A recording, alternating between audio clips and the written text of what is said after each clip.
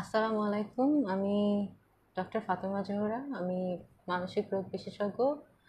আজকে লাইভে চলে আসছি আপনাদের সাথে। আজকের টপিক হচ্ছে করোনা ও মানসিক স্বাস্থ্য। তো এই আলোচনা শুরু করার আগে আমি একটু জানতে চাই যে আওয়াজ কি ঠিকমতো শোনা যাচ্ছে কিনা, আপনারা সবাই আমাকে শুনতে পাচ্ছেন কিনা।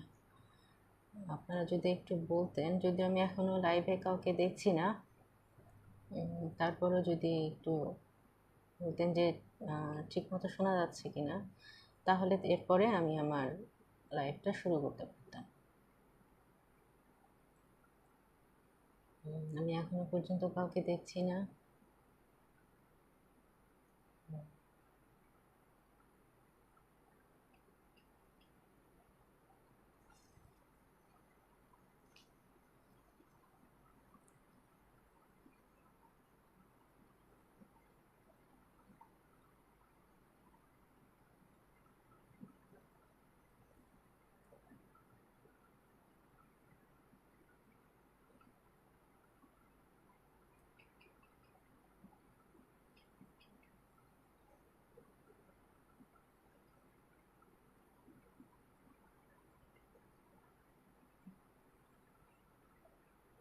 ওকে, এখনো দেখা যাচ্ছে না লাইভে।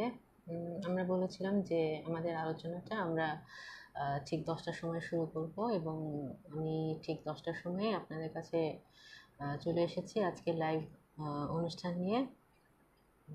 তো একটু যদি কেউ আমাকে এনশিওর করতেন যে ঠিকমতো শোনা যাচ্ছে কিনা, তাহলে একটু ভালো হতো আমার জন্য।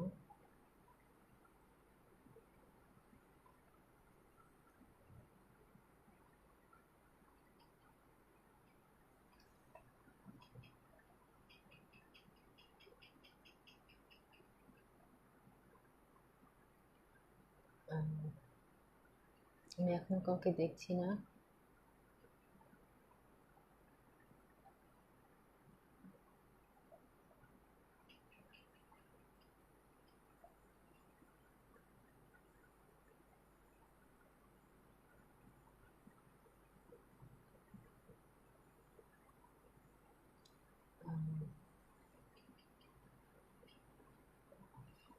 আসসালামু আলাইকুম। আমি ডক্টর ফাতেমা জোহরা বলছি। আমি মানসিক রোগ বিশেষজ্ঞ। আজকে আমাদের লাইভের যে পর্ব, সেটা হচ্ছে যে করোনা ও মানসিক স্বাস্থ্য। তো নাজমুল ভাই বলছেন ওয়েলকাম, ক্লিয়ার শোনা যাচ্ছে। থ্যাংক ইউ নাজমুল ভাই, you can start. Thank you so much. তো আজকে যে লাইভটা আমরা করব মেনলি হচ্ছে করোনার উপর, করোনা ও মানসিক স্বাস্থ্য, মানসিক স্বাস্থ্য বিষয়ে আলোচনা। আমরা সবাই জানি যে স্বাস্থ্য মানেই হচ্ছে সুস্থতা, সুস্থতা মানেই হচ্ছে স্বাস্থ্য, এবং আমরা সবাই চাই যে আমাদের স্বাস্থ্যটা সুস্বাস্থ্য থাকুক, ভালো থাকুক, আমরা সবাই ভালো থাকতে চাই। তো এখন আমার আজকে এই টপিকটা চুজ করার যে উদ্দেশ্য, সেটা হচ্ছে যে বর্তমানে দেখা যাচ্ছে যে করোনা নিয়ে সবার মধ্যেই কম বেশি কিছু ভয়, কিছু ধারণা, কিছু আতঙ্ক, এবং এগুলো নিয়ে সবার মধ্যে একটা বেশ বিশৃঙ্খলা সৃষ্টি করছে। কিছু ক্ষেত্রে, কিছু ক্ষেত্রে হচ্ছে যে মানুষের চাপটা নিতে পারছে না এবং তারা অনেক অসুস্থ হয়ে যাচ্ছে, এবং ডে বাই ডে মানুষ নিজেকে ঘরের মধ্যে বন্দি ভাবছে, ভাবছে আমি এতদিন ধরে বন্দি, যেটা হচ্ছে যে তার জন্মের পর থেকে এখন পর্যন্ত হয়তো বা এটা কখনোই হয়নি যে একটানা কোনো মানুষ আসলে এতদিন ঘরের মধ্যে থাকে বা থাকে। আমরা সবাই ছুটি চাই, কিন্তু আসলে এই জাতীয় ছুটি এটা হচ্ছে যে কখনোই হয়তো বা আমাদের কাম্য ছিল না। তো মানসিক স্বাস্থ্য বিষয়ে কথা বলতে গেলে আসলে মন কি, মানসিক স্বাস্থ্য কি, এগুলো নিয়ে আমাদের একটা স্বচ্ছ ধারণা থাকা দরকার, এবং কেন এই সুস্থতাটা দরকার সেটাও হচ্ছে এই সম্পর্কে একটা মানে স্বচ্ছ ধারণা থাকা উচিত অবশ্যই।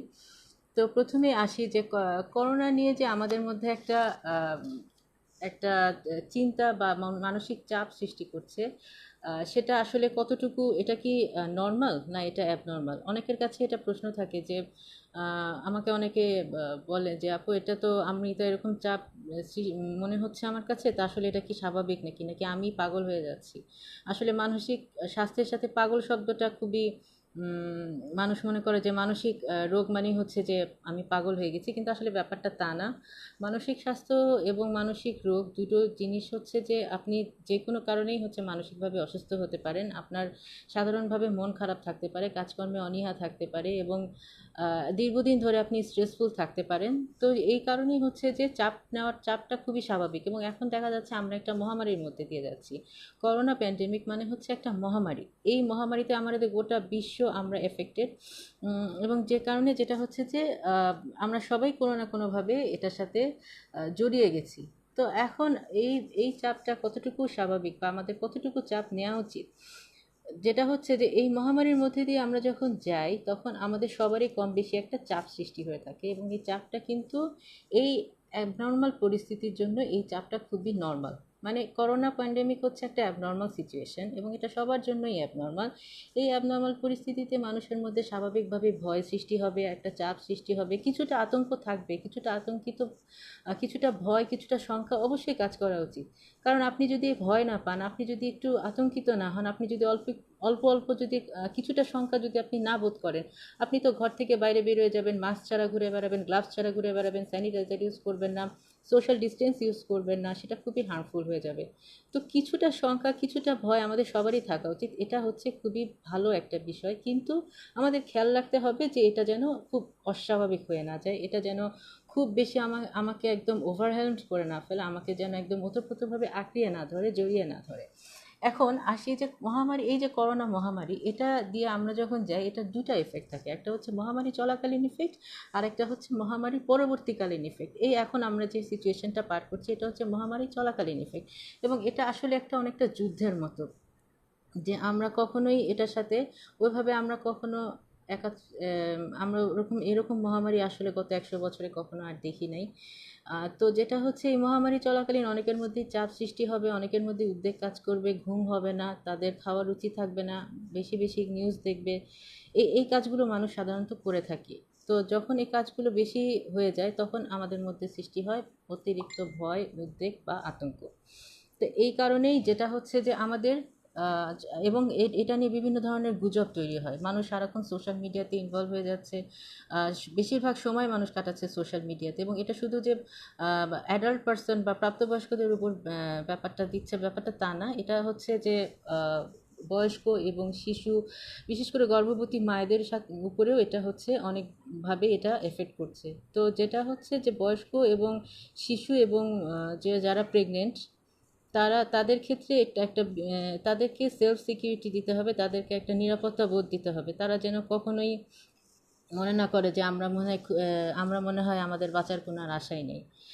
এখন এখানে হচ্ছে যে কিছুটা আমাদের দৈনন্দিন জীবনে এই করোনা আসার ফলে আমাদের দৈনন্দিন জীবনের রুটিনটা কিছুটা ব্যাঘাত ঘটে গেছে, এবং আমরা এটা নিয়ে খুবই টেনশনে আছি। এখন এই টেনশন যখন হবে, নাজমুল ভাই জিজ্ঞেস করছেন কিভাবে আমরা করোনা টেনশন কমাতে পারি। করোনার টেনশন আমরা বিভিন্নভাবে কমাতে পারি। একটা হচ্ছে যে আমাদের মনে রাখতে হবে যে এই করোনাটা একটা নির্দিষ্ট সময়ের জন্য এসেছে, এটা আবার চলে যাবে। কিন্তু এটা নিয়ে যদি খুব বেশি টেনশন করতে থাকি তাহলে কিন্তু এটা মানসিক স্বাস্থ্য পরবর্তী যে এফেক্ট সেটাও তৈরি করবে। তো এই জন্য আমাদের যেটা করতে হবে, দৈনন্দিন রুটিন ঠিক থাকতে হবে। অনেকের ক্ষেত্রে দেখা যাচ্ছে যে তারা সারা রাত জেগে আছেন এবং সারাদিন ঘুমাচ্ছেন, দৈনন্দিন রুটিন একটা ব্যাহত হচ্ছে, এটা কখনোই আমাদের কাম্য নয়। কাম্যটা হচ্ছে যে আমাদের সবসময় দৈনন্দিন রুটিন ঠিক থাকবে। আগে আপনি ধরেন দিনে হচ্ছে সকাল 8টা পর্যন্ত ঘুমাতেন, এখন সেখানে দিনে 10টা পর্যন্ত ঘুমাতে পারেন। এবং আপনি দেখা যেত যে আগে রাত 10টার সময় ঘুমাতে গেছেন, সেখানে আপনি রাত 12টার সময় ঘুমাতে পারেন, 2 ঘন্টা এদিক সেদিক হয়তো বা করা যায়। কিন্তু একদম যে সারা রাত জেগে জেগে মোবাইল টিপলাম, করোনা নিউজ দেখলাম, অন্য সোশ্যাল মিডিয়াতে ইনভলভ থাকলাম এবং সারা দিন ধরে ঘুমালাম, এই জিনিসটা আমাদের কমাতে হবে। তাহলে মনে রাখতে হবে যে টেনশন কমানোর জন্য আর কি কি কাজ করা যেতে পারে। আমাদের দৈনন্দিন জীবনে দেখা যাচ্ছে ঘরের অনেকগুলো কাজ থাকে যেগুলো আমরা হয়তো বা কখনো করিনি, এবং সেখানে দেখা যাচ্ছে সবাই মিলে যদি কাজ ভাগ করে করা যায় তাহলে হচ্ছে একজনের উপর প্রেশারটা কম পড়ে। এবং দেখা যাচ্ছে যে হাজব্যান্ডরা হয়তো বা তাদের অফিস নেই, তাদের কোনো কাজ নেই, তারা ঘরের মধ্যে বসে বসে বোর ফিল করছে। তো এক্ষেত্রে দেখা যাবে যে তারা যদি ওয়াইফের সাথে কিছু কাজ ভাগ করে নেন তাহলে তাদের সময় কাটতে পারে। তারা যদি বাচ্চাদেরকে কিছু সময় দেয় তাহলে সেখানে কি তাদের কিছু সময় কাটতে পারে। তারা হচ্ছে যদি কিছু অনলাইন কোর্স করতে পারেন, যারা হচ্ছে অফিসে কাজ করেন তাদের আমাদের সবারই কম বেশি কিছু ল্যাকিংস থাকে। তো আমরা যদি সেই ল্যাকিংসটা ফিল আপ করতে চাই, বা আমাদের দেখা গেছে অনেকগুলো কাজ আমরা ভাবছিলাম যে এগুলো আমরা করব। তো করোনা কিন্তু আমাদের খুব ভালো একটা সময় দিয়েছে যে আপনি এই আপনার জীবনের যে ল্যাকিংসগুলো, বা সেটা হতে পারে আপনার পেশাগত, সেটা হতে পারে আপনার দৈনন্দিন জীবনে, সবগুলো কাজই কিন্তু অপূর্ণ কাজ আপনি পূর্ণ করতে পারেন। অনলাইনে বিভিন্ন ধরনের কোর্স থাকে, স্বাস্থ্য অধিদপ্তর আমাদের করোনার উপর বিভিন্ন ধরনের কোর্স দিয়েছে, সেগুলো আপনারা করতে পারেন। আপনারা বিভিন্ন ধরনের ইংলিশের কোর্স করতে পারেন, বিভিন্ন ভাষা শিখতে পারেন সেখানে। এবং আপনারা আমরা বলি যে আমরা ঘরের মধ্যে বন্দি হয়ে আছি, আসলে এই এই এই ধারণা থেকে আমাদের বের হতে হবে। কারণ আপনি ঘরের মধ্যে কখনোই বন্দি নন, আপনি ঘরের মধ্যে মুক্ত। কারণ আপনি ঘরের মধ্যে থাকলেই নিরাপদ থাকবেন। তো এটা একটা ধারণা, এটা একটা এই স্টিগমা থেকে বের হতে হবে যে আমি ঘরের মধ্যে বন্দি হয়ে আছি। বরং যারা বেরোতে বাধ্য হচ্ছে এই করোনা সিচুয়েশনে, বিভিন্ন হসপিটালে কাজ করছে, বিভিন্ন পুলিশ, র্যাব, আর্মি, ডক্টর, তাদেরকে যেতে হচ্ছে, এবং বিভিন্ন জায়গায় যারা যেতে বাধ্য হচ্ছে তারা প্রতিদিন বেরোচ্ছে, প্রতিদিন হয়তো বা পেশেন্টের কন্ট্যাক্টে যাচ্ছে, তারা এফেক্টেড হচ্ছে। তারা কিন্তু আসলে তারা বাধ্য হচ্ছে বেরোতে, এবং তারা অনেকটা বন্দি এই বর্তমান সিচুয়েশনের কাছে। আপনি বরং উম, আপনি বরং অনেকটা সুস্থ। এই সুস্থ থাকার সম্ভাবনা আপনার ক্ষেত্রে বেশি। তো আমি বলবো যে আমরা এই যে ধারণা একটা করি যে আমরা অনেক সময় বন্দি হয়ে আছি, এখন আমি কি করব, আপনারা এই কাজগুলো যদি করতে পারেন সেটা অনেক বেশি কার্যকর হবে। এছাড়াও আমরা বলি যে মানসিক সুস্থতার জন্য আমাদের দরকার যে রিল্যাক্স থাকা। তো রিল্যাক্স থাকার জন্য বিভিন্ন ধরনের মেডিটেশন বা রিল্যাক্সেশন, ব্রিদিং এক্সারসাইজ, এগুলো টেকনিক নিজেদের উপর অ্যাপ্লাই করা যেতে পারে। সেখানে ইউটিউবে দেখা যাচ্ছে প্রচুর এগুলো নিয়ে এই রিলেটেড ভিডিও থাকে। আপনারা এই সমস্ত ভিডিওগুলো দেখতে পারেন এবং সেখান থেকে কিছু জিনিস নিজের উপর অ্যাপ্লাই করতে পারেন। তাহলে যেটা হবে যে দৈনন্দিন চাপটা, আপনি প্রতিদিন যদি সকালবেলা উঠে একটু মেডিটেশন করেন, একটু ব্রিদিং এক্সারসাইজ করেন, কিছুটা রিল্যাক্সেশন হয়তো বা প্র্যাকটিস করেন, সেটা হচ্ছে আপনার মানসিক চাপ কমাতে সাহায্য করবে। এছাড়া আরেকটা জিনিস হচ্ছে ফিজিক্যাল এক্সারসাইজ। অনেকে মনে করে যে আমি তো সারাদিন ঘরের কাজ করছি, তো আমার এখানে আর ফিজিক্যাল এক্সারসাইজ কি, আমার তো এমনি অনেক এক্সারসাইজ হলো। ব্যাপারটা মোটেও কিন্তু ঠিক না।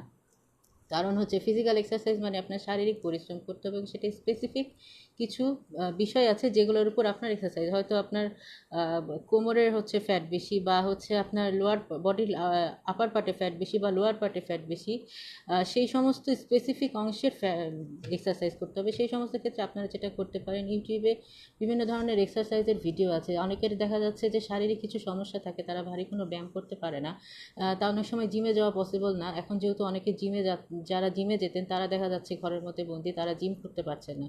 তো এই সমস্ত ক্ষেত্রে বিকল্প পন্থা হচ্ছে যে তারা ইউটিউব দেখে free hand exercise, cardio exercise, এগুলো কিন্তু খুব সহজেই করে ফেলতে পারেন। এবং এই এক্সারসাইজ করলে যেটা হয়, যেটা আমাদের মানসিক চাপ কমাতে হেল্প করে এবং আমাদের টেনশন কমাতে হেল্প করে, আমাদেরকে স্ট্রেস ফ্রি রাখে। এখন আপনি বলতে পারেন যে স্ট্রেস থেকে কি আমরা দূরে থাকতে পারবো? চাইলেই কি দূরে থাকা যায়? চাইলেই তো দূরে থাকা সম্ভব না। আমি বলবো যে হ্যাঁ, স্ট্রেস থেকে চাইলে দূরে থাকা সম্ভব না, বিশেষ করে এবং এই করোনা মহামারীতে স্ট্রেস থাকাটা খুবই স্বাভাবিক। এরকম অস্বাভাবিক পরিস্থিতিতে এই রকম স্ট্রেস থাকাটা স্বাভাবিক, বরং স্ট্রেস না থাকাটাই একটু অস্বাভাবিক। তো কিন্তু আপনি যদি দীর্ঘদিন একটা স্ট্রেসের মধ্যে থাকেন, সেখানে আপনার স্ট্রেস হরমোন বেশি বেশি করে রিলিজ হবে, এবং সেক্ষেত্রে দেখা যাচ্ছে যে আপনার শরীরের স্ট্রেস হরমোনটা আপনার ইমিউনিটি কমায় দিবে, যেটা কিন্তু একদমই হচ্ছে খুবই রিস্কি হয়ে যায়। কারণ বলা হচ্ছে যে করোনা কিন্তু তাদেরকে বেশি অ্যাটাক করবে না যারা হচ্ছে উম, যাদের ইমিউনিটি ভালো, তারা খুব তাড়াতাড়ি সুস্থ হয়ে যাবে। এবং এই জন্য আমরা বলি শিশু, বয়স্ক এবং প্রেগনেন্ট ওমেন, এনারা হচ্ছে একটু হাই রিস্ক। কেন? কারণ এদের হচ্ছে ইমিউনিটি কিছুটা দুর্বল থাকে। তো আপনার যদি ইমিউনিটি ভালো থাকে, তো সেই ক্ষেত্রে কিন্তু করোনার সাথে ফাইট দেওয়াটা আপনার জন্য সুবিধা। তার এরপরে হচ্ছে যে আপনার কিছু কিছু ক্ষেত্রে আছে যে আমরা অনেক সময় বিভিন্ন ইনফরমেশন, যেটা আসলে ঠিক না, ফেসবুক বা বিভিন্ন ধরনের সোশ্যাল মিডিয়াতে অনেক রকম গুজব ছড়ায়, আমরা এগুলো বিশ্বাস করি। কিন্তু আপনাকে মনে রাখতে হবে যে এই নিয়ে অনেক ধরনের গুজবই হয়, কিন্তু সবগুলো আমাদের বিশ্বাস করলে চলবে না। অথেন্টিক সোর্স থেকে আমাদের ইনফরমেশনগুলো নিতে হবে। যেমন স্বাস্থ্য অধিদপ্তর আছে, WHO আছে, এই সমস্ত জায়গা থেকে ইনফরমেশন যেগুলো দিবে সেগুলোই হচ্ছে আপনারা বিশ্বাস করবেন, বাকিগুলো বিশ্বাস করার কোনো প্রয়োজন নেই। এবং সোশ্যাল মিডিয়া এই দিনের নির্দিষ্ট একটা সময় ইউজ করবেন আপনি, যেটা একটা নির্দিষ্ট সময়, ধরেন যে আধা ঘন্টা বা 1 ঘন্টা, এবং দিনে অবশ্যই দুবারের বেশি না। এবং আপনারা করোনা নিয়ে যে নিউজ দেখবেন সেটাও হচ্ছে যে দিনে 2বারের বেশি না। এবং দেখা গেল যে অমুকে মারা গেছে, তো অমুকে মারা গেছে, অমুকের এই এফেক্ট হয়েছে, তো অমুকে চিকিৎসা দেয় নেই, ডাক্তারকে বাসা থেকে বের করে দিচ্ছে, অমুক জায়গায় পুলিশ মারা গেছে। এই জিনিসগুলো সারাক্ষণ যদি এগুলো শুনতে থাকেন, তো এগুলো আপনার স্ট্রেসটাকে খুবই বাড়িয়ে দেবে, যেটা হচ্ছে যে আপনার ইমিউনিটির জন্য খুবই ক্ষতিকর। এই জন্য আমাদের হচ্ছে নর্মাল কিছু স্ট্রেস থাকবে, সেগুলোকে ওভারকাম করতে হবে। তো আমি যেগুলো বললাম সেগুলো হচ্ছে ওভারকাম করার জন্য খুবই জরুরি। একটা হচ্ছে আপনার দৈনন্দিন একটা রুটিন থাকতে হবে, আপনার ঘুম, খাওয়া, মেডিটেশন, রিল্যাক্সেশন, ব্রিদিং এক্সারসাইজ এবং হচ্ছে আরও যে অন্যান্য কাজ সেগুলো ঠিক রাখতে হবে। কিছুটা এদিক সেদিক হতে পারে, আমরা আসলে একদম রুটিন অনুযায়ী রোবটের মতো চলবো না, কিছুটা ছাড় দিব এক আধ দিন, কিন্তু সেটা যেন আমাদের অবশ্যই আমাদের আয়ত্তের মধ্যে থাকে। তো যেটা আরেকটা হচ্ছে যে আমরা যখন এই অনেক সময় দেখা যাচ্ছে যে ঘরে মহিলা যারা আছেন তারা দেখা যাচ্ছে খুবই ব্যস্ত সময় পার করছেন, কারণ ঘরে এখন সদস্য বেড়ে গেছে। আগে তো বাচ্চাদের স্কুল থাকতো, এখন সেই স্কুলটা নাই, স্কুল নাই এখন। আর তারপরে হাজব্যান্ডের তারাও হচ্ছে যে বাসায় বসে আছেন। তো এই সমস্ত ক্ষেত্রে আমি বলবো যে প্রত্যেকেই যে যত বয়সেরই হোক না কেন, তাকে তার দায়িত্বটুকু যদি বুঝিয়ে দেওয়া হয় তাহলে কিন্তু আপনার উপর চাপটা অনেক কমে যাবে। এবং যেটা হচ্ছে যে আপনারা আরেকটা জিনিস করবেন, সেটা হচ্ছে যে মহিলাদের ক্ষেত্রে এটা অবশ্যই প্রযোজ্য যে তারা খুব মাঝে মাঝে খুব বলে যে এটা তো এইভাবে করা দরকার ছিল, এটা এভাবে হলো না। আসলে এখন যে পরিস্থিতি তাতে হচ্ছে সবাই একসাথে যে আমরা বেঁচে আছি এটাই আসলে আমাদের জীবনে একটা বড় পাওয়া। এর মধ্যে মাঝে মাঝে খুব ছোটোখাটো জিনিস থাকবে যেগুলো আমরা আসলে ওভারলুক করতে পারি চাইলে।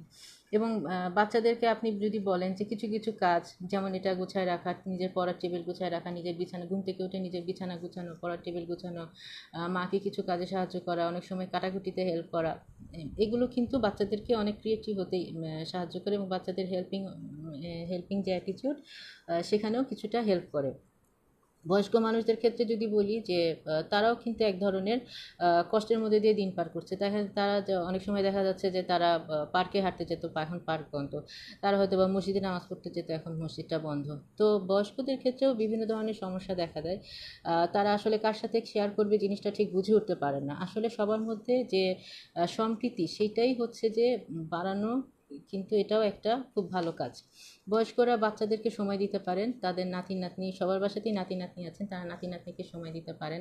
তারা বিভিন্ন ধরনের গল্পের বই যদি পড়ার শখ থাকে, গান শোনার শখ থাকে, তাহলে সেগুলো তারা করতে পারেন। এবং প্রয়োজন হলে তারা বারান্দায় খানিকটা হাঁটাহাঁটি করতে পারেন। মর্নিং ওয়াকের কাজটা হয়তো বা তারা ঘরের যে বারান্দাটুকু আছে সেখানে যদি খানিকটা জায়গা তাদের থাকে সেই ক্ষেত্রে হচ্ছে তারা হাঁটাহাঁটি করলে তাদের ওই শরীরটা একটু ঝরঝরা লাগবে।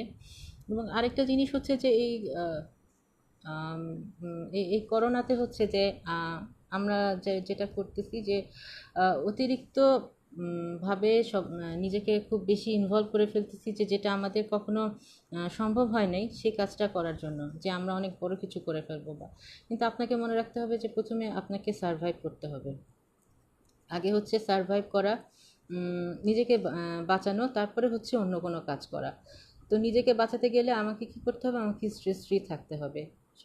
সবাই মিলে একসাথে কাজ করতে হবে, যার যার কাজ তাকে তাকে করতে হবে। সবাই যে যার জায়গায় রোল প্লে করবেন। তো রোল প্লের ক্ষেত্রে যেটা বলা যাচ্ছে যে যার ঘরে থাকা উচিত তার উচিত কিন্তু ঘরেই থাকা। এখন আপনারা ধরেন যে এখন বলবেন যে সব তো খুলে দিচ্ছে সীমিত পরিসরে, তো সীমিত পরিসরে খুলে দিলে কিন্তু যেটা হবে যে মার্কেটে সবাই যাচ্ছে, সেখান থেকে ইনফেক্টেড হচ্ছে, তারপরে হয়তো দেখা গেল সে জানতেও পারতেছে না যে তার ইনফেকশন। এক্ষেত্রে দেখা গেল যে হয়তো চিকিৎসা ঠিকমতো পাচ্ছেন না, বা অনেক সময় দেখা যায় যে আমরা ডাক্তাররা অনেক বেশি ইনভলভ হয়ে যাচ্ছি। ডাক্তাররা ইনভলভ হয়ে যাচ্ছে এবং তাদেরকেও দেখা যাচ্ছে কোয়ারেন্টাইনে যেতে হচ্ছে, আইসোলেশনে যেতে হচ্ছে। এই সমস্ত ক্ষেত্রে ডাক্তারদের কাজটা ডাক্তারদেরই করা উচিত, তাদের হাসপাতালে থাকা উচিত, এবং আপনার কাজ যদি হয় ঘরে থাকা, তো সেই ঘরে থাকা উচিত। আর আর যেটা হচ্ছে যে এখন এই মানসিক চাপের জন্য আরেকটা হচ্ছে যে মতিউর রহমান আছেন। মতিউর রহমান বলছে, আমার সমস্যা অল্পতে রেগেছে, আবার কোনো কিছু তেমন মনে রাখতে পারি না। এমনও হয় আমি মনে মনে ভাবছি, ভাবতে ভাবতে আমি রেগে যাচ্ছি। আসলে সমস্যাটা কি? সমস্যা যেটা সেটা হচ্ছে যে আপনি খুব স্ট্রেসফুল কন্ডিশনে আছেন। স্ট্রেসে থাকলে যেটা হয়,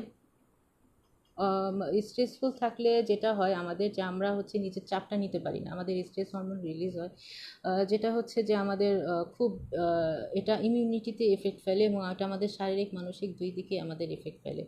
তো আপনাকে আসলে স্ট্রেস ফ্রি থাকতে হবে কিছুটা, যে কারণ আপনি যদি স্ট্রেস ফ্রিটা এখন না রাখেন, তাহলে পরবর্তীতে শুধু যে করোনার দিনগুলো পার করছেন তা কিন্তু না, করোনা পরবর্তীতেও কিন্তু আপনাকে দিন পার করতে হবে। সেক্ষেত্রে দেখা যাচ্ছে যে অনেকের হয়তো আত্মীয় মারা গেছেন, অনেকের বাবা মারা গেছেন, অনেকের মা মারা গেছেন, অনেকের বয়স্ক মানুষ, অনেক কাছের মানুষ তারা মারা গেছেন, এবং অনেকে দেখা যাচ্ছে যে পাশের বাড়ির আত্মীয় মারা গেছেন। তো তারা সবাই কিন্তু একটা অ্যাবনর্মাল সিচুয়েশনের মধ্যে দিয়ে যাচ্ছেন। তো এই জন্য এগুলো শুনলেও কিন্তু অনেক সময় খুব ভয় লাগে যে আসলে আমিও কোন দিন জানি হয়ে যাই। আসলে ব্যাপার হচ্ছে যে এখানে আমাদের মেন কাজ হচ্ছে মানে প্রোটেকশন অ্যান্ড প্রিভেনশন। আপনি নিয়মিত হাত ধুবেন, আপনি হ্যান্ড স্যানিটাইজার ইউজ করেন, গ্লাভস ইউজ করেন, মুখে মাস্ক ইউজ করেন, বাইরে গেলে যে কোনো একজন যান, পরিবারের যে কোনো একজন সদস্যকে ঠিক করেন যে সেই হচ্ছে বাইরে যাবে, বাকিরা না, যাতে সে ইনফেক্টেড হলে একজন উনি ইনফেক্টেড হন, বাকিরা যাতে সেফ থাকেন। এবং আপনার ঘরের মধ্যে যদি 3টা রুম থাকে, আপনি সেখানে একটা রুম আপনি সিলেক্ট করেন যে যেখানে কোনো পরিবারের কোনো সদস্য যে কোনো সময় যদি এফেক্ট হয়, তাদেরকে যেন সেই রুমে মানে ট্রান্সফার করে 14 দিনের কোয়ারেন্টাইন যাতে উনি মেনটেন করতে পারেন। এবং সেখানে 14 দিনের কোয়ারেন্টাইন মেনটেন করতে হবে সেই হিসাব করেই তার ওইখানে সব কিছু সেট আপ যাতে থাকে। সেখানে একটা অ্যাটাচ বাথরুম থাকলে খুবই ভালো।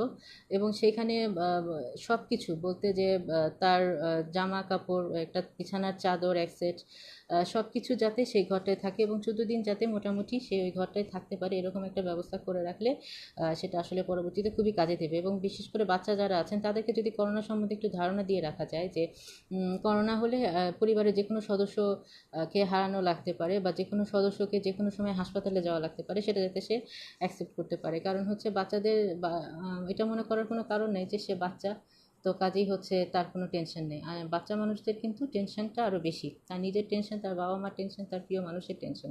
তো কাজেই বাচ্চাদেরকে ধারণা দিয়ে রাখতে হবে যে করোনাটা আসলে ভয়াবহতার কী, তাকে হাত ধোয়া শেখাতে হবে। আমরা WHO থেকে যে হাত ধোয়া পদ্ধতি, সেটা তাকে খুব আনন্দের সাথে শেখাতে হবে, তার যেন কোনো মনে বিরক্তি না আসে। কারণ বাচ্চারা এখন সব কিছু কিন্তু দেখে শিখে। তো কাজেই হচ্ছে বাচ্চাকে শেখানোর আগে কিন্তু আপনাকে শিখতে হবে যে হাত ধোয়াটা কীভাবে করতে হয়। এবং আপনি যদি সারাক্ষণ স্ট্রেসফুল হয়ে থাকেন, সেটা আপনার বাচ্চার উপর স্ট্রেস ফেলবে। আপনার বাচ্চাও কিন্তু স্ট্রেস বেশি থাকবে বাচ্চার, বা এই স্ট্রেসটা বাচ্চার উপরও পড়বে। তো কাজেই হচ্ছে যে বাচ্চাকে ঠিক করতে গেলে আগে হচ্ছে বাবা মাকে ঠিক হতে হবে, পরিবারের অন্য সদস্যকে ঠিক হতে হবে। এবং বাচ্চার ক্ষেত্রে আরেকটা পরামর্শ হচ্ছে বাচ্চাকে পিপিই ড্রেসটা কি, পিপি পরলে কেমন লাগে, সেই জিনিসটা অবশ্যই বাচ্চাকে দেখিয়ে রাখতে হবে, যাতে কোনো কারণে যদি তাকে হসপিটালে যেতে হয়, তাহলে সে যেন জিনিসটা দেখে ভয় না পায়, বা ওই ডাক্তারদের দেখে যেন সে ভয় না পায়। তো এরপরে হচ্ছে আহ, আরেকটা জিনিস হচ্ছে যে বাচ্চাদের ক্ষেত্রে অনেক সময় দেখা যায় যে আহ, তারা খুব অস্থিরতা করে, তারা সারাক্ষণ এটা করো, এটা করো, সেটা করো। আসলে কিছু অস্থিরতা বাচ্চারা করবে, এটা আসলে আপনাদেরকে একটু মেনে নিতে হবে। এছাড়াও দেখা যাচ্ছে যে অনেক সময় আমাদের পরিবারের সদস্যরা সবাই একখানে থাকতে থাকতে আমরা অনেকগুলো কাজ একসাথে করতে পারি। যেমন আমরা হচ্ছে ঘরটাকে নতুনভাবে সাজাতে পারি, আমরা হচ্ছে সবাই একসাথে এক টেবিলে বসে খাওয়া দাওয়া করতে পারি, আমরা হচ্ছে একটা মুভি, যে কোনো একটা মুভি যেটা সবাই বোঝে, একটা মুভি সবাই মিলে দেখতে পারি। বিভিন্ন ধরনের কাজ কিন্তু আমরা সবাই একসাথে করতে পারি। এখন প্রশ্ন আসে যে করোনা তো আসলে আমাদেরকে অনেক ক্ষতি করে দিয়ে গেল, যে আমাদের দেখা যাচ্ছে মানুষের অনেকের জব নেই, অনেকের ব্যবসা বাণিজ্য নেই, অনেকের টাকা পয়সা নেই, হাতে সব কিছুর ক্রাইসিস। তো কিন্তু এর মধ্যেও কিন্তু করোনা কিছু ভালো জিনিসও করে দিয়েছে। সেটা হচ্ছে যে করোনা যেটা করেছে সেটা হচ্ছে মানুষের মধ্যে একটা আম একাত্মবোধ তৈরি করেছে, যে মানুষ সব কিছুর সাথে, যে এই যে একজন আরেকজনকে হেল্প করতেছে। উম, আমি সরি, আমার লাইটিংটা একটু ডিস্টার্ব করছে। উম, আমরা এই যে কাজ করতেছি, মানে সবাই যে একসাথে আছে, আমরা সবাই একসাথে হতে পারতেছি, এবং এটার জন্য দেখা যাচ্ছে যে আমরা পরিবারের মধ্যে যে পারিবারিক একাত্মতাবোধ সেটা তৈরি হচ্ছে। এবং আরেকটা জিনিস হচ্ছে যে আমরা একে অন্যকে হেল্প করার প্রবণতাটা বাড়ছে, ধনী গরিব ভেদাভেদটা কমে আসতেছে। ধনীরা দেখা যাচ্ছে যে তারা এখন গিয়ে উপলব্ধি করতে পারছে যে আসলে গাড়ি, টাকা পয়সা, বা দামি দামি স্যুট, এগুলো আসলে কোনো কাজ খুব একটা লাগে না। আলটিমেটলি মানুষের যেটা লাগে সেটা হচ্ছে যে মানুষের মধ্যে মানবিকতাটা। আমরা বিভিন্ন ধরনের চ্যারিটি, দেখা যাচ্ছে যে বিভিন্ন ধরনের চ্যারিটি তৈরি হচ্ছে, সেখান থেকে টাকা উঠে মানুষ বিভিন্ন গরিব দুঃখীদের ত্রাণ বিতরণ করছে, অনেকে দেখা যাচ্ছে। তো এই জিনিসটা কিন্তু করোনা আসলে আমাদেরকে অনেক ক্ষেত্রেই এক করে দিয়েছে। আর আরেকটা হচ্ছে যে মানুষ করোনার ক্ষেত্রে আরেকটা জিনিস হচ্ছে যে আমরা যদি বলি যে কিছু কিছু ক্ষেত্রে দেখা যায় যে মানুষ খুবই অস্থিরতা অস্থিরতা হয়ে যায় বা প্যানিক প্যানিক কাজ করে মানুষের মধ্যে। তো বলে যে আমি খুব আমার দম বন্ধ হয়ে গেছে বা এখন আমি কি করব। তো দম বন্ধ যখন মানুষের হঠাৎ প্যানিক অ্যাটাক হয় তখন কি হয় আমাদের সবার সিম্প্যাথেটিক অ্যাক্টিভিটি বেড়ে যায়। এই জন্য দেখা যাচ্ছে যে আমাদের ঘাম হয়, হাত পা কাঁপে, বুক ধড়ফড় করে, মনে হয় মাথা ঝিমঝিম করছে, এখনই মনে হয় পড়ে যাব। তো এই সমস্ত ক্ষেত্রে যেটা করতে হবে যে আপনি যদি প্যানিক অ্যাটাক হয় আপনি হয়তো একটা একটু দাঁড়ানো থাকলে সেখানে বসবেন, বসে যদি খারাপ লাগে সেখানে শুবেন। তারপরে তারপরে ধরেন আপনি আরেকটা কাজ করতে পারেন, সেটা হচ্ছে যে আপনি একটু ঠান্ডা পানি খেতে পারেন। ঠান্ডা পানি খেলে আমাদের অস্থিরতা একটু কমবে এবং ঠান্ডা পানির মধ্যে আপনি বরফ মিশিয়ে নিতে পারেন যদি আপনার ঠান্ডা সমস্যা না থাকে। এই সমস্ত করলে দেখা যায় যে, এবং আপনি একটু ব্রিদিং এক্সারসাইজ করতে পারেন, লম্বা লম্বা দম নিতে পারেন। নাক দিয়ে দম নিবেন এবং হচ্ছে মুখ দিয়ে দম ছাড়বেন, মাঝখানে দমটা একটু ধরে রাখবেন। এভাবে আপনি ব্রিদিংটা প্র্যাকটিস করতে পারেন। তো সর্বোপরি কথা হচ্ছে যে আমাদের এই করোনা সিচুয়েশনটা সবাইকে অ্যাফেক্ট করছে। এটা আসলে এটা বলার কোনো অপেক্ষাই রাখে না যে এটা খুবই যে এটা খুব ভয়াবহ একটা সময় আমরা পার করছি এবং অনেকটা যে তৃতীয় বিশ্বযুদ্ধের মতো একটা সময়। এবং আসলে এটা এমন একটা যুদ্ধ যেটা হচ্ছে যে চোখে দেখা যায় না, এমন একটা ভাইরাস যে এটা আমরা এই ভাইরাসটার মাধ্যমে আমরা সবাই ইনফেক্টেড হয়ে গেছি এবং অনেক ক্ষেত্রে দেখা যাচ্ছে যে আমরা জানতেছিও না যে আসলে কার এই রোগটা আছে, কার এই রোগটা নাই। তো স্বাভাবিকভাবেই এটা আমাদের একটা এফেক্ট ফেলছে, অবশ্যই মনের উপর একটা এফেক্ট ফেলছে। তো দেখা যাচ্ছে আমরা কোনো ধরনের এই ক্ষেত্রে যেটা হয় বেশিরভাগ মানুষ কিন্তু মানুষকে অনেক সময় দেখা যায় যে গুজবের বশবর্তী হয়ে মানুষ মানুষকে এড়িয়ে চলছে। দেখা যাচ্ছে ডাক্তারকে মানুষ এড়িয়ে চলছে যে না, ডাক্তারের কাছে গেলে আমার তো করোনা হয়ে যাবে। বা দেখা যাচ্ছে অনেক বাড়িওয়ালা ভাড়াটিয়াদের বাসা থেকে বের করে দিচ্ছে যে না, ও করোনা ইউনিটে কাজ করে, ওকে তো ঠিক মতো ওকে ওকে রাখলে আমাদের পরিবারে এফেক্টেড হবে। তো এই সমস্ত ক্ষেত্রে এই নিউজগুলো কিন্তু খুবই মানুষের মধ্যে একটা আতঙ্ক কাজ করে। সেজন্য আমরা কিন্তু কোনো নির্দিষ্ট জাতি, গোষ্ঠী, বর্ণ এরকম কাউকে উদ্দেশ্য করে কোনো কিছু বলবো না। এবং দেখা যাচ্ছে অনেক সময় আমরা বলি যে চাইনিজ ভাইরাস, চীনা ভাইরাস বা এশীয় ভাইরাস। তো এই জিনিসগুলো আসলে বলা ঠিক না।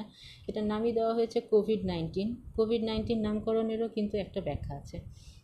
কোভিড-19 বলা হয়েছে, মানে হচ্ছে যে করোনা, আর কোভিড মানে হচ্ছে ভাইরাস, আর 19 মানে এটা যেহেতু 2019 সালে এটা মানে এটা শুরু হয়েছে।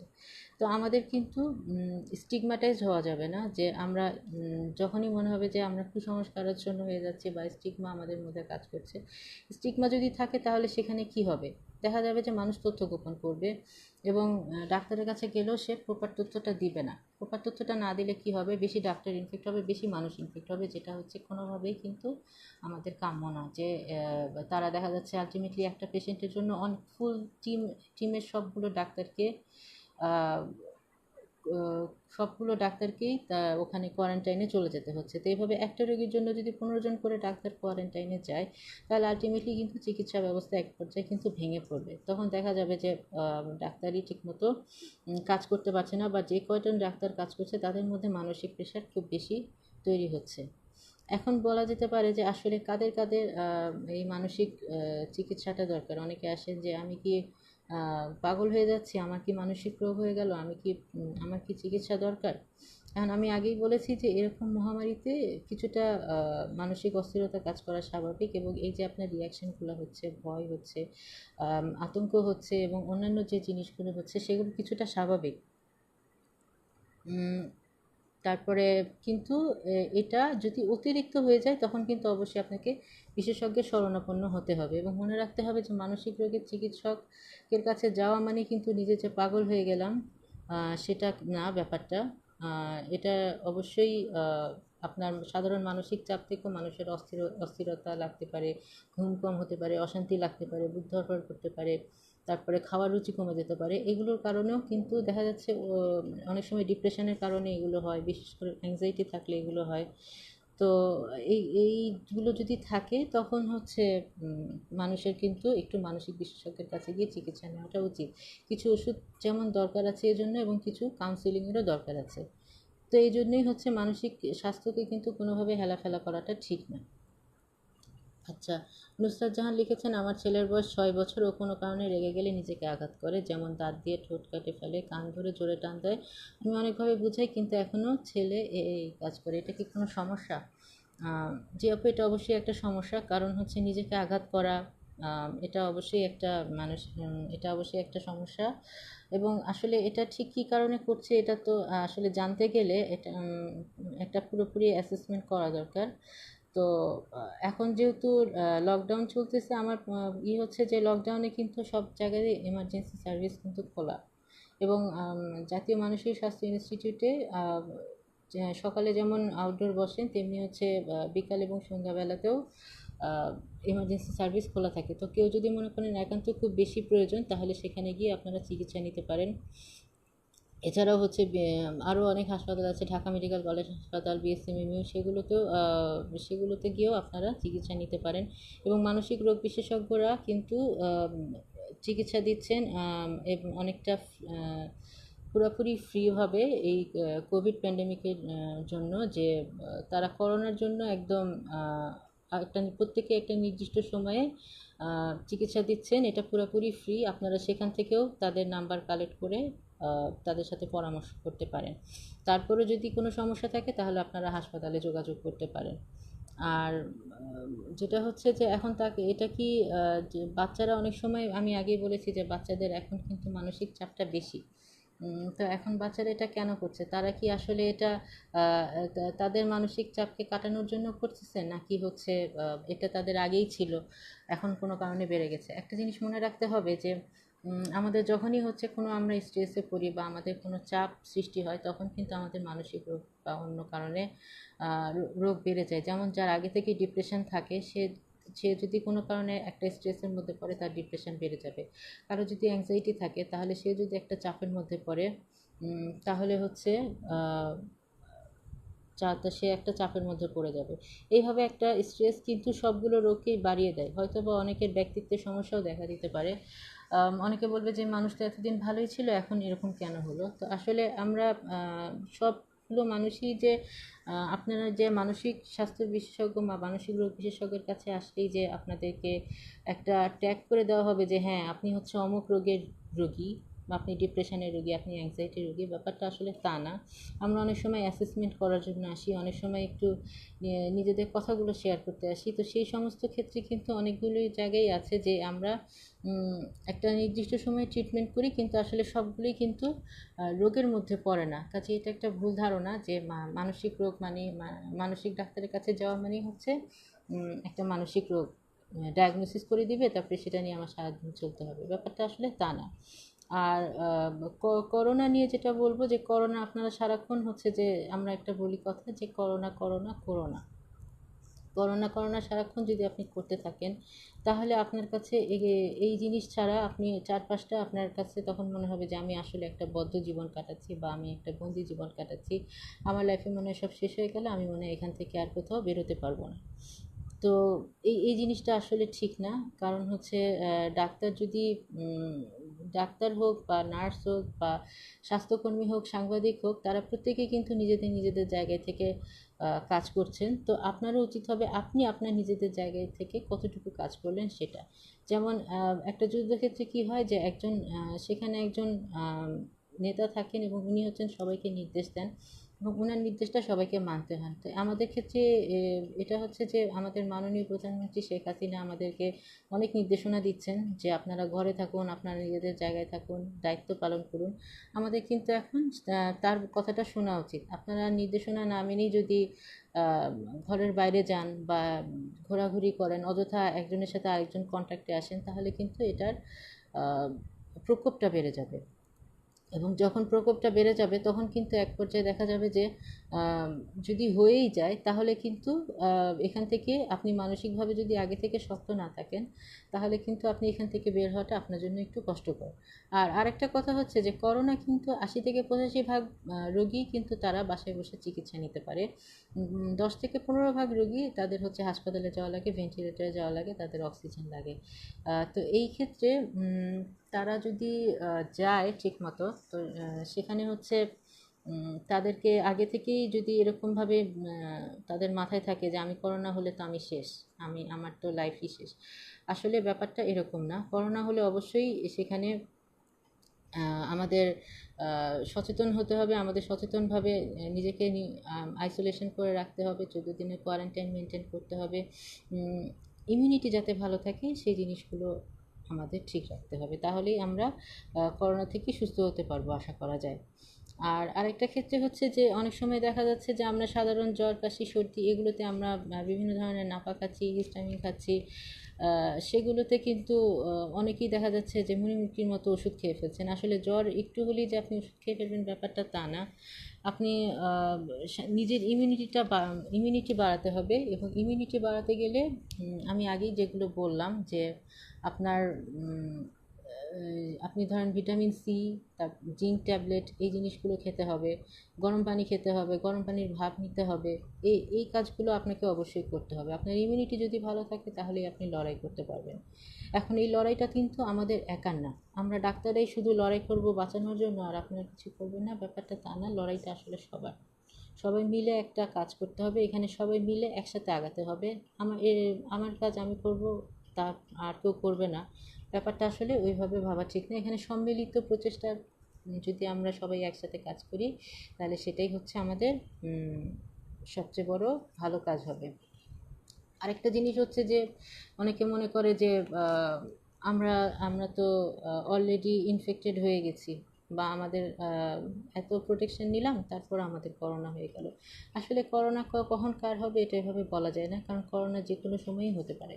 আপনি অনেক প্রোটেকশন নিয়েছেন তারপরে যে আপনার করোনা হবে না, ব্যাপারটা এমন না।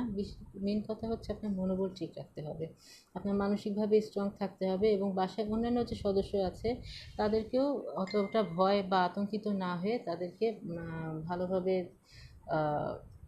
তাদেরকে একাত্ম হয়ে থাকতে হবে। বাচ্চাদেরকে বোঝাতে হবে যে এটা একটা নির্দিষ্ট সময়, সে বাসার একজন সদস্য, উনি কোয়ারেন্টাইনে আছেন, এই 14 দিন পার হলেই উনি আবার সবার সাথে এসে মিশতে পারবে। তো কোনো সদস্যেরই আতঙ্কগ্রস্ত হওয়া যাবে না, কোনো সদস্যের মধ্যেই বেশি এটা নিয়ে খুব বেশি আলোচনা করা যাবে না। এবং দেখা যাবে অনেক সময় এক জায়গায় করোনা হলে সেখানে আশেপাশে সব মানুষজন এসে জড়ো হয় যে আমাদের তো ওই বাসায় তো করোনা হয়েছে, বা ওই বাসার একজন তো করোনায় মারা গেছে, তো সবাই দেখা যাচ্ছে তাকে অ্যাভয়েড করছে। আসলে ব্যাপারটা ঠিক না। এখানে হচ্ছে যে যে যার করোনা হয়েছে সেই সেই পরিবারের মানুষগুলো তো সাফারার, কাজে এখানে আপনি যদি তাকে একটু গিয়ে তাকে যদি আপনারা অ্যাকসেপ্ট না করেন সেটা কিন্তু তার স্ট্রেস আরও বাড়াই দিবে। প্লাস আপনি যে এখানে করোনা নিয়ে এখানে আলোচনা করছেন, পাশের বাসায় হোক না সেটা, কিন্তু তারপরেও কিন্তু সেটা আপনার মধ্যেও এক এক ধরনের স্ট্রেস তৈরি করবে। যে আমাদের মেন কাজ হচ্ছে স্ট্রেস ফ্রি রাখা, নিজেকে নিজেকে মানসিকভাবে অনেক শক্ত এবং দৃঢ় রাখা, আর হচ্ছে অন্যকে হেল্প করা, এবং বিভিন্ন ধরনের কাজকর্ম সব কিছুতেই উৎসাহিত করা। আরেকটা জিনিস মনে রাখতে হবে যে করোনা আসলে সবারই কিছু কিছু ক্ষেত্রে ক্ষতি করে দিচ্ছে, যে আমাদের হচ্ছে আর্থিকভাবে আমরা খুব ক্ষতিগ্রস্ত হয়ে যাচ্ছি। তো এখন দেখা যাচ্ছে যে আপনি হয়তো একটা কাজে দীর্ঘদিন ধরে ইনভলভ, আপনি একটা বিকল্প ধরনের কাজ ঠিক ঠিক করে রাখতে পারেন। বিকল্প ধরনের যে অনেকে ছোটোখাটো ব্যবসা করার কথা চিন্তা করতে পারেন, বা অনেকে হচ্ছে বিকল্প কোনো ওয়ে খুঁজতে পারেন যে আচ্ছা আমার একটা কাজ যদি আমি না পারি তাহলে আমার বিকল্প আর কী কী হতে পারে, আপনি একটা প্ল্যান সেট করে রাখতে পারেন। বা আপনার অফিসে যদি কোনো কাজ থাকে সেগুলো অনেকগুলো মানে যে কাজগুলো আপনি কখনো গুছাতে পারেননি, আপনি সেইগুলো বাকি থাকা কাজগুলো আপনি গুছাতে পারেন।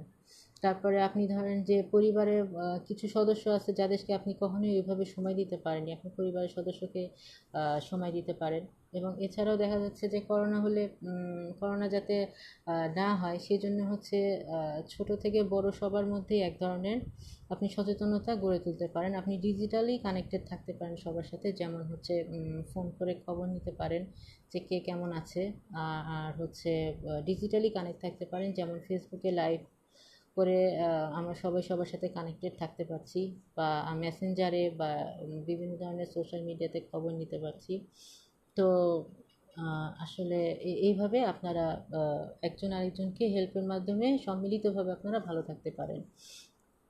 আচ্ছা, হাবিবুর রহমান লিখেছেন আমার ছেলের এজ 8 মাস 7 দিন, লাস্ট 2 দিন ধরে টাঙে ঘা হয়েছে, কিছু খেতে চায় না, কি করতে পারি? আসলে আমার টপিকটা হচ্ছে যে উম, আহ, আমার টপিকটা হচ্ছে যে মানসিক স্বাস্থ্য নিয়ে। তো আহ, এখানকার যে অ্যাডমিন আছেন নাজমুল ভাই, আপনি যদি ওনাকে মেসেজ করেন তাহলে আমার মনে হয় যে যেহেতু এটা জিভে ঘা হয়েছে, সেহেতু এটার অবশ্যই এটার নির্দিষ্ট বিশেষজ্ঞ আছেন। তো তারাই হচ্ছে আপনাকে পরামর্শ দিবে, সেটাই বরং আপনার জন্য ভালো। কারণ আমি যে আজকে কথা বলতে এসেছি ব্যাপারটা হচ্ছে মানসিক স্বাস্থ্য নিয়ে। এটার সাথে আসলে এই আপনার টপিক মানে বাচ্চার সমস্যাটা ঠিকমতো যায় না, বা এখানে হয়তো এখানে অনেক শিশু বিশেষজ্ঞ আছেন। তারা হয়তো বা আপনাকে পরামর্শ দিতে পারেন এবং সেটা আরও ভালো। আমরা অনেক সময় একটা কাজ করি, সেটা হচ্ছে যে আমরা ডাক্তারের কাছে যেতে মাঝে মাঝে খুব অনীহা বোধ করি। এবং অনেক সময় দেখা যায় যে আমরা যদি বলি যে আপনি অমুক বিশেষজ্ঞকে এটা দেখান বা অমুকের কাছে যান, সেটা আপনার জন্য ভালো, তখন অনেকে এসে বলে যে আপনিই ট্রিটমেন্ট দিয়ে দেন, আপনি তো ডাক্তার, আপনিই সব পারেন। আসলে ব্যাপারটা হচ্ছে যে হ্যাঁ, আমরা ডাক্তার, আমাদের অবশ্যই একটা নলেজ আছে প্রত্যেকটা বিষয়ে। কিন্তু একজন বিশেষজ্ঞ যখন হন, তিনি হচ্ছেন যে এর পুঙ্খানুপুঙ্খভাবে এটা স্টাডি করেন এবং এটা নিয়ে গবেষণা করেন, এটা নিয়ে পড়াশোনা করেন দীর্ঘ 8 থেকে 10 বছর। তো একটা সাবজেক্টের উপর একজন মানুষ যখন 10 বছর পড়াশোনা করবে, ডেফিনেটলি সেই মানুষটাতে সেই সাবজেক্টটা সম্বন্ধে অনেক ভালো মতন জানবে, এবং সেই জন্যই কিন্তু উনি আজকে বিশেষজ্ঞ। তো এই এই ব্যাপারটা মাথায় রাখতে হবে যে আপনার আসলে যার যে সমস্যা, তাকে যদি তিনি যদি সেই সেক্টরের ডাক্তারের কাছে গিয়ে পরামর্শ নেন বা সাহায্য নেন, তাহলে সেটা হচ্ছে তার জন্য বেশি ইফেক্টিভ। এখন এখানে একটা জিনিস মনে রাখতে হবে যে এই যে মাঝে মাঝে হয় যে খাওয়ার রুচি থাকে না, ঘুম কম হয়, বাথরুম কষা হয়, বা বা বা হচ্ছে ডায়রিয়া হয়, কারো কনস্টিপেশন হয়, কারো হচ্ছে বমি বমি ভাব লাগে, খেতে পারে না। এই সবগুলো কিন্তু ডিপ্রেশনের লক্ষণ, এবং এই জিনিসগুলো কিন্তু কেউ যদি ডিপ্রেশনে থাকে দীর্ঘদিন, তাহলে তারও এই সমস্ত লক্ষণ হতে পারে। আমরা এটাকে বলি যে মানসিক সমস্যার কারণে শারীরিক সমস্যা। তার মানে আপনার সমস্যাটা যে সমস্যাগুলো শারীরিক, কিন্তু আসলে আপনার চাপটা মানসিক। তো সেই সমস্ত ক্ষেত্রে আসলে আপনাকে যদি আপনার ডিপ্রেশন থাকে বা অ্যাংজাইটি থাকে, কারণ অনুযায়ী সেই চিকিৎসাটা দিলে সেখানে অবশ্যই আপনি ভালো হবেন। তো কাজেই এখানে উনি বলছেন, হাবিবুর রহমান ভাই বলছেন, do you refer any child specialist? এটা আপনি হচ্ছে আমাদের যে নাজমুল ভাই আছেন ওনাকে আপনি বললে এটা ভালো, কারণ হচ্ছে যে উনি এটা আপনাকে এই পরামর্শটা দিতে পারবেন যে আসলে কাকে রেফার করা উচিত। আমাদের এই গ্রুপে সব বিশেষজ্ঞই আছেন। তো এই বিষয়ে আসলে উনি আপনাকে ভালো পরামর্শ দিতে পারবে। এখানে চাইল্ড স্পেশালিস্ট আছেন, আপনি তাকে এটা বলতে পারেন, বা নাজমুল ভাইকে মেসেজ করতে পারেন, ইনবক্স করতে পারেন, বা ই ডক্টরস গ্রুপে আপনি পোস্ট দিতে পারেন। ই ডক্টরস গ্রুপে আপনি এটা বলতে পারেন, তখন হচ্ছে যদি কোনো চাইল্ড স্পেশালিস্ট থাকে তাহলে উনি আপনাকে এটা রেফার করে দিবেন। তারপরে আরেকটা জিনিস হচ্ছে যে অনেক সময় দেখা যায় যে আমরা ভয় পেলে, আতঙ্ক পেলে আমাদের ঘুম কমে যায়। তারপরে আমাদের সারাক্ষণ আমরা মনে করি যে এই বুঝি আমার খারাপ কিছু হলো, আমি মনে হয় আর বাঁচবো না। তখন দেখা যায় তার রুটিনটা পুরো এলোমেলো হয়ে যায়। আপনাদের কথা হচ্ছে যে প্রত্যেকটা মানুষেরই কিন্তু একটা দৈনন্দিন জীবনে একটা ছন্দ আছে। তো এই ছন্দটা যখনই কোনো কারণে এটার পতন হয়ে যায়, তখনই কিন্তু আমাদের নানা রকম সমস্যা দেখা দেয়। যেমন আপনি যদি একটা গানের সুর তুলেন, তাহলে একভাবে গানের সুরটা তুললে আপনি গানটা শুনতে যতটা ভালো লাগবে, গানের সুরটা মাঝখান দিয়ে যদি তালটা কেটে যায়, তাহলে কিন্তু সেই গানটা শুনতে আর অতটা ভালো লাগবে না। তো সেজন্য আমাদের যেটা করা উচিত, প্রত্যেকের একটা ডেইলি রুটিন মেনে চলা উচিত, যে এখানে হচ্ছে সকাল থেকে শুরু করে রাত পর্যন্ত সবার একটা ডেইলি রুটিন থাকতে হবে। সেখানে ঘুম থেকে ওঠা শুরু করে ঘুমাতে যাওয়া পর্যন্ত ডেইলি রুটিন অনুযায়ী চলতে পারলে ভালো। মনে রাখতে হবে যে মানুষ আসলে কোনো কাজ 100 ভাগ করতে পারে না। আপনি যদি একটা রুটিনের 60 ভাগ করতে পারেন, সেটাই আসলে আপনার জন্য 100 ভাগ। আপনি একদিন হয়তো 60 ভাগ করতে পারবেন, আরেকদিন হয়তো আপনি 80 ভাগ পারবেন, আরেকদিন হয়তো 20 ভাগ পারবেন, কিন্তু সেই দিন কিন্তু মন খারাপ করলে হবে না যে আজকে আমি কেন 20 ভাগ করতে পারলাম। আসলে মানুষ কিন্তু সব সময় সমানভাবে দিন কাটাতে পারে না, বা তার লাইফে যে আপস অ্যান্ড ডাউনস, বা তার ধরেন আজকে আপনি একটু ব্যস্ততা বেশি, আপনি আজকে রুটিনটা এভাবে মানতে পারেন নাই, বা আজকে আপনার ব্যস্ততা কম ছিল, সেভাবে হয়তো রুটিনটা ভালোভাবে মানতে পারছেন। কাজেই এটা হচ্ছে মানুষের সাথে ভ্যারি করে যে মানুষ আসলে কি করবে। কিন্তু একটা ডেইলি রুটিন কিন্তু সবারই থাকা উচিত, সেটা একদম অ্যাডাল্ট পার্সন হোক, বাচ্চা হোক, বয়স্ক হোক, সবার। যেমন কার ওষুধের টাইম, ওষুধের খাওয়ার টাইম হলে সেটা থাকা উচিত, কারণ ঘুমাতে যাওয়ার সময়, ওঠার সময়, এই ঘুমানো আর ঘুম থেকে ওঠা আমাদের প্রত্যেকেরই উচিত একটা নির্দিষ্ট টাইমে ঘুমাতে যাওয়া এবং ঘুম থেকে ওঠা। তাহলে যেটা হবে যে আমাদের শরীরের প্রত্যেকেরই কিন্তু একটা সার্কাডিয়ান রিদম থাকে, যে একটা ছন্দ থাকে শরীরের। এটা যখনই এলোমেলো হয়ে যায় তখনই এটাতে আমার ঝামেলা দেখা দেয়, যে ঘুম আমাদের এলোমেলো হয়ে যায়। যেমন আপনি হচ্ছে সারা রাত যদি জেগে থাকেন, সারাদিন ঘুমান, তাহলে কিন্তু আপনার এই সার্কেডিয়ান রিদম ঠিক থাকবে না, যেটার ইফেক্ট আপনার পুরো বডিতে পড়বে এবং আপনি সেখান থেকে বিভিন্ন ধরনের সমস্যা ফেস করতে থাকবেন। আপনার কাজে কামে মন বসবে না, কোনো কাজ ঠিকমতো করতে পারবেন না, কাজও ভুল হবে। কাজে এই করোনা হয়েছে দেখে যে সব কিছু এলোমেলো হয়ে গেছে, ব্যাপারটা এরকম না। বরং করোনা কিন্তু অনেকে কিন্তু করোনাটা আমাদেরকে সব একসাথে গুছিয়ে করার একটা সুযোগ দিয়েছে। আপনি যদি আপনার লাইফটাকে এখন একটু গুছিয়ে ঠিক করে নিতে পারেন, তাহলে কিন্তু সেটা অনেকটা ভালো হবে। আচ্ছা, এমটি মতিউর রহমান লিখেছেন, আপু আমার সমস্যা, আমি অল্পতে রেগে যাই, আবার কোনো কিছু তেমন মনে রাখতে পারি না। এমনও হয় আমি মনে মনে কিছু ভাবছি, ভাবতে ভাবতে রেগে গেছি। আসলে আমার সমস্যাটা কী? হ্যাঁ, আসলে সমস্যাটা হচ্ছে যে সব কিছু আসলে স্ট্রেস দিয়ে ব্যাখ্যা করা যায়, যে আমরা সবাই একটা স্ট্রেসের মধ্যে দিয়ে যাচ্ছি। কিন্তু মনে রাখতে হবে যে আসলে আমি যখন কাউকে একটা অ্যাসেসমেন্ট করতে যাব যে হ্যাঁ তার এই সমস্যা, আমাকে আরও কিছু অ্যাসোসিয়েট কোশ্চেন কিন্তু জানতে হবে। তো আমার যেটা মনে হয় যে আপনি যদি আমাকে ইনবক্সে আরেকটু ডিটেলসে বলেন, তাহলে জিনিসটা আমার পক্ষে একটা মতামত দেওয়া সুবিধা হয়। আরেকটা ব্যাপার হচ্ছে যে অনেকে এসে বলেন যে আমার তো কয়েকটা সমস্যা, আমি আসলে কোনটা বলবো। কিন্তু আসলে আমাদের মনে রাখতে হবে যে সমস্যাটা কী কারণে হচ্ছে সেটা ইম্পর্টেন্ট। একই সমস্যা দেখা যাচ্ছে যে অনেকগুলো কারণেই হতে পারে, কারণটা খুঁজে বের করতে হবে। যেমন কারো যদি থাইরয়েডের প্রবলেম থাকে, তার কিন্তু ডিপ্রেশন থাকতে পারে। কারো যদি ডায়াবেটিসের প্রবলেম থাকে, তার কিন্তু ডিপ্রেশন থাকতে পারে।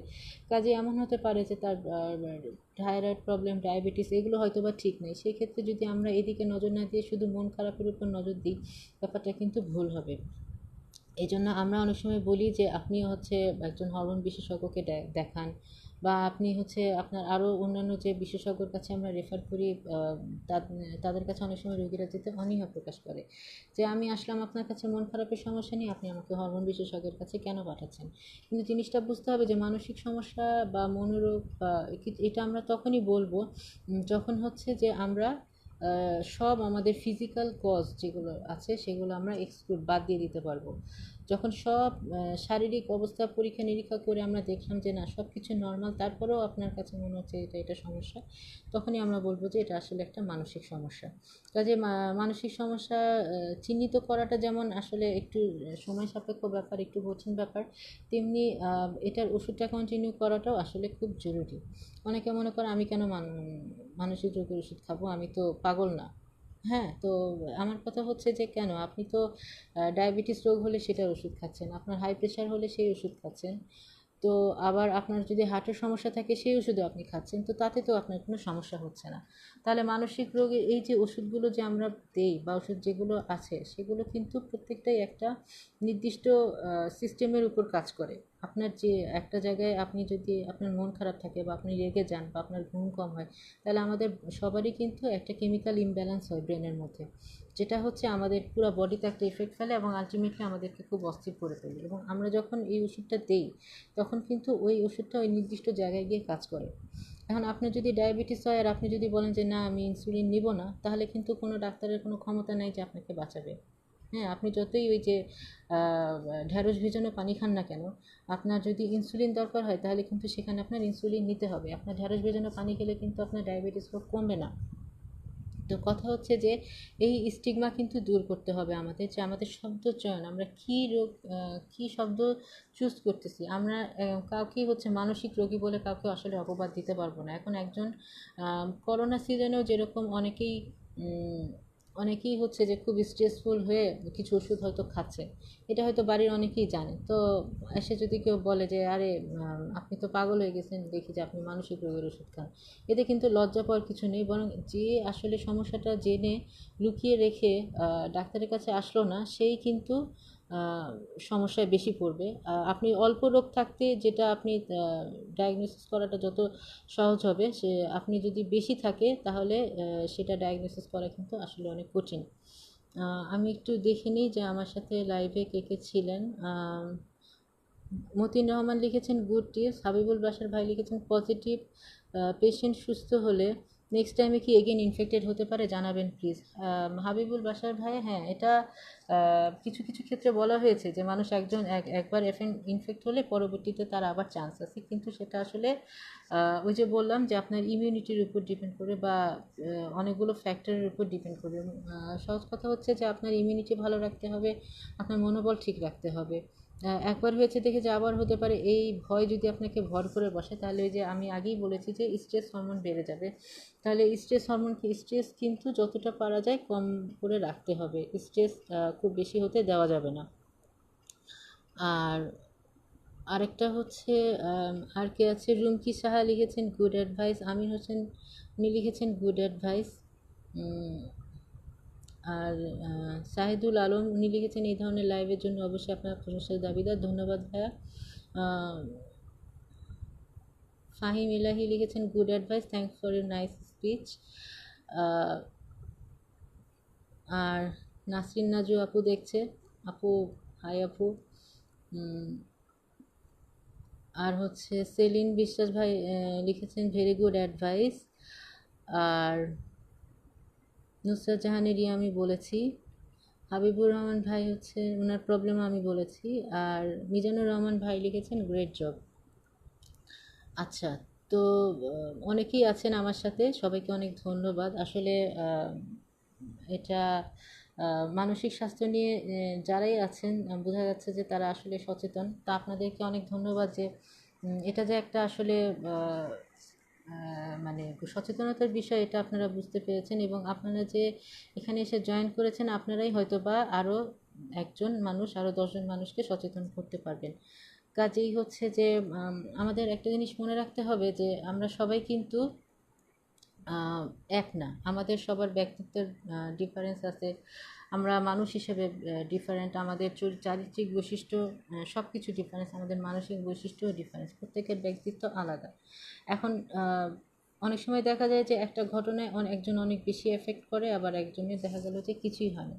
দেখা গেল আমি যদি বলি যে করোনা নিয়ে এই যে এত বেশি এফেক্ট হচ্ছে, এত বেশি আতঙ্কিত হচ্ছে, কিছু মানুষ এতে এত বেশি আতঙ্কিত হচ্ছে যে তাদের কাছে মনে হচ্ছে যে আমি মনে হয় মরে যাব। এটা যেমন সত্যি, আবার কিছু মানুষ দেখা যাচ্ছে যে আরে করোনা আমার কিছু করতে পারবে না, আমি তো 5 ওয়াক্ত নামাজ পড়ি, আমরা তো মুসলমান, করোনা আমাদের কিছু করতে হবে না, আমরা তো গরিব মানুষ। এই জিনিসটা হচ্ছে এরকম আছে, তো দুটাই কিন্তু আসলে ক্ষতিকর। একটা মধ্যম পন্থা অবলম্বন করতে হবে এবং একটা মিনিমাম স্ট্যান্ডার্ড কিন্তু বজায় রাখতে হবে, তাহলে কিন্তু সুস্থ থাকা যাবে। যেটা হচ্ছে যে এই করোনার জন্য কিন্তু অনেকেই আমার কাছে মানসিক তার সমস্যার জন্য সাহায্য চেয়েছেন এবং অনেক করোনা পজিটিভ যারা তারাও অনেক সাহায্য চেয়েছেন এবং দেখা গেছে যে তারা কিন্তু আমি যখন তাদেরকে এই ব্যাপারটা বুঝিয়ে বলেছি তারা কিন্তু অনেকটা রিল্যাক্স ফিল করেছেন। এটাকে আমরা বলি যে ভেন্টিলেশন। তো ভেন্টিলেশন করাটা কিন্তু আসলে খুব ইম্পর্টেন্ট, যে আপনি কারো কাছে ভেন্টিলেট করতে পারছেন। ভেন্টিলেট করতে পারলে যেটা হয় যে আমাদের স্ট্রেসটা কিন্তু কমে যায়। তো কাজেই এটা আপনাকে বুঝতে হবে যে স্ট্রেসে থাকলে কিন্তু আপনি যদি কারো কাছে সেটা না বলেন, এটা কিন্তু জমতে জমতে একসময় বার্স্ট আউট হয়ে যাবে। কাজে অবশ্যই আপনি যখন খুব বেশি কষ্ট হোক, দুঃখ হোক বা স্ট্রেস হোক, আপনি কিন্তু এটা কারোর কাছে আপনার বলতে হবে। আপনি যদি আপনার কাছে কোনো বন্ধু বান্ধব থাকে তাদের কাছে বলতে পারেন, বা আপনার যদি মনে হয় যে না এমন কিছু নাই, আমার বলার মতো কেউ নেই, তাহলে আপনি প্রফেশনাল হেল্প নিতে পারেন। আর আমরা মানসিক রোগ বিশেষজ্ঞরা এই করোনার জন্য আমরা হচ্ছে ফ্রি সার্ভিস দিচ্ছি, এখন আপনি আমাদের কাছ থেকে ফ্রি সেবা নিতে পারেন করোনার জন্য আর কি। নাসরিন নাজু আপু লিখেছেন hello roommate, nice to see you, all the best. Thank you আপু। আর শাহরিয়ার জিন্নাত বিপ্লব লিখেছেন থ্যাংকস আপু। থ্যাংক ইউ ভাইয়া আমাদের সাথে থাকার জন্য। আর সবচেয়ে বড় কথা হচ্ছে যে আমাদের কিছু কিছু মানুষের আমাদের দেখা যায় এক্সপেকটেশন খুব হাই থাকে, যে আমরা এটা করব, আমরা ওইটা করব, আমাদের কেন এটা হলো না, আমাদের কেন এটা হলো না। আসলে আমাদের এক্সপেকটেশনের লেভেলটা এখন কিন্তু কমাতে হবে। এটা বুঝতে হবে যে আমরা কিন্তু একটা মানসিক একটা চাপের মধ্যে দিয়ে যাচ্ছি, একটা বৈশ্বিক মহামারীর মধ্যে দিয়ে যাচ্ছি। এখানে বেঁচে থাকাটাই হচ্ছে সবচেয়ে বড় কাজই হচ্ছে এত বেশি এক্সপেকটেশন না করে, এক্সপেকটেশন যদি কমানো যায় তাহলে কিন্তু আমরা তুলনামূলকভাবে একটু ভালো থাকতে পারবো। জয়নাল আবেদিন ভাইয়া লিখেছেন informative discussion, thank you so much আপু, থ্যাংক ইউ ভাইয়া। আচ্ছা, আরেকটা হচ্ছে যে আমাদের এক্সপেকটেশন যদি কমানো যায় সেই ক্ষেত্রে কিন্তু আমরা অনেক সময় ভালো থাকতে পারবো। এখন আপনি বলেন যে আপু মানুষ তো এটা বলে, মানুষ তো ওটা বলে।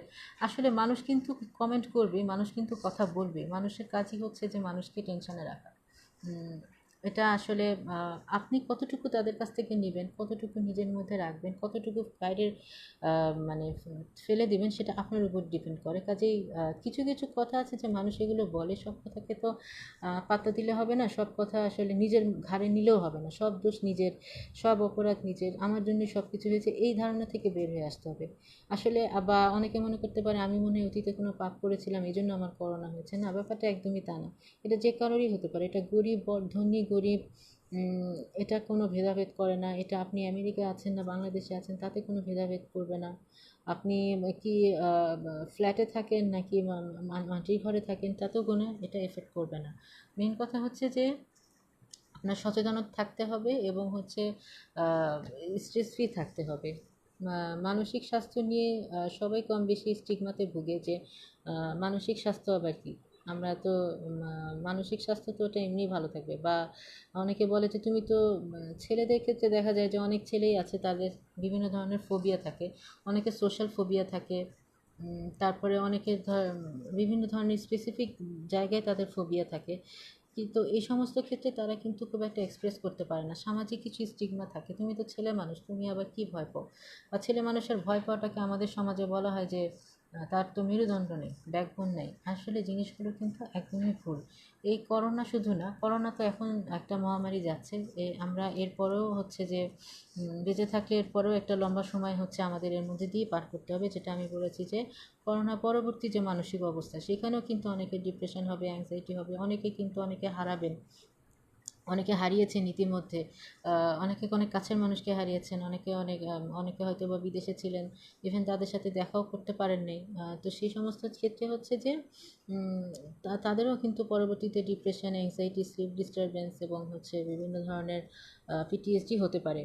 তো এই জন্য করোনা চলতেছে এখন, এটাই যে আমাদেরকে ফোকাস করতে হবে তা না, আমরা একটা লং টার্ম গোল সেট করতে হবে। আমাদের একটা লাইফে এইম গোল অনুযায়ী আগাতে হবে যে আমি এখন করোনা চলছে ঠিক আছে, কিন্তু আমি আর এর থেকে 2 মাস পরে আর কি করবো, আমার হাতে কী কী অপশন আছে, কী কী আমি করতে পারি, কীভাবে ভালো থাকতে পারি। এই জিনিসগুলো আমাদেরকে ঠিক করতে হবে এবং হচ্ছে যে ফ্যামিলিকে অবশ্যই প্রায়োরিটি দিতে হবে। এবং ফ্যামিলিতে দেখা যায় যে টুকটাক ঝগড়াঝাঁটি, কথা কাটাকাটি এবং মনোমালিন্য কিছুটা হয়তো বা বেড়ে যায়।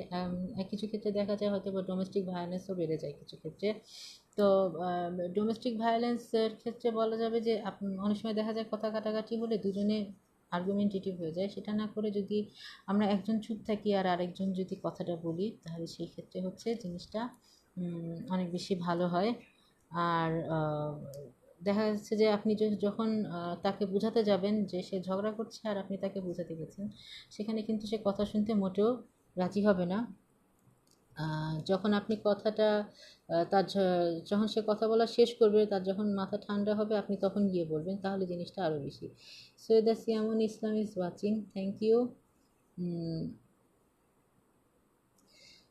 আর আরেকটা হচ্ছে যে আমরা হচ্ছে মোটামুটি আমাদের 1 ঘন্টা পার হয়ে গেছে। তো আমাদের তাহলে আমরা যদি এটাকে একটু ইয়েভাবে দেখি যে আসলে মানসিক স্বাস্থ্য ভালো রাখার কোনো বিকল্প নেই। আমরা মানসিক স্বাস্থ্য ভালো রাখতে গেলে আমরা নিজেদেরকে সচেতন করব, যার যার জায়গায় সে রোল প্লে করব। আমরা হচ্ছে নিজেদের এক্সপেকটেশনটাকে কমাবো। ফ্যামিলি বন্ডিংটা তো অলরেডি বাড়ানোর জন্য আমি যা যা বলেছি, বয়স্ক, বাচ্চা এবং অ্যাডাল্ট পারসন, প্রেগনেন্ট উমেন সবার ক্ষেত্রেই রোল আছে, সবাই সেই রোলটা মেনটেন করব। যে যার জায়গা থেকে রোল মেনটেন করবো, যার ঘরে থাকা দরকার সে ঘরে থাকবে, যার বাইরে বের হওয়া দরকার সে বাইরে বেরোবে। এবং হচ্ছে আমরা সচেতনতা মেনটেন করব, খুব বেশি সোশ্যাল মিডিয়ায় সময় কাটাবো না। যদি কোনো কারো কোর্স করার ইচ্ছা থাকে অনলাইনে কিছু কোর্স করতে পারি, স্বাস্থ্য অধিদপ্তরের বিভিন্ন কোর্স আছে সেগুলো করতে পারি। এবং আমরা গুজবে কোনো কান দেবো না, গুজবে বিশ্বাস করব না, অথেন্টিক সোর্স থেকে পাওয়া যে তথ্য সেখানে বিশ্বাস করব, যেমন WHO থেকে পাওয়া তথ্য, স্বাস্থ্য অধিদপ্তর থেকে পাওয়া তথ্য। আর আরেকটা হচ্ছে যে আপনি যে অনেকে বলতে পারে যে ও তো মানে না, তাহলে আমি কেন মানবো? আসলে এই জিনিসটা একা না, আমরা সবাই একটা বৈশ্বিক মহামারীর মধ্যে দিয়ে যাচ্ছি, এখানে সবাই মিলে ভালো থাকতে হবে। কাজে আমি আশা করব যে আপনি নিজে সচেতন হবেন এবং আপনি আরও 10জন মানুষকে সচেতন করবেন। সিহামিন ইসলাম লিখছে, দোস্ত lots of love. Thank you দোস্ত, শেষ মুহূর্তে হলে এসেও জয়েন করার জন্য ধন্যবাদ। তো আজকে লাইভ এখানেই শেষ করছি, সবাই ভালো থাকবেন আশা করি। ধন্যবাদ সবাইকে।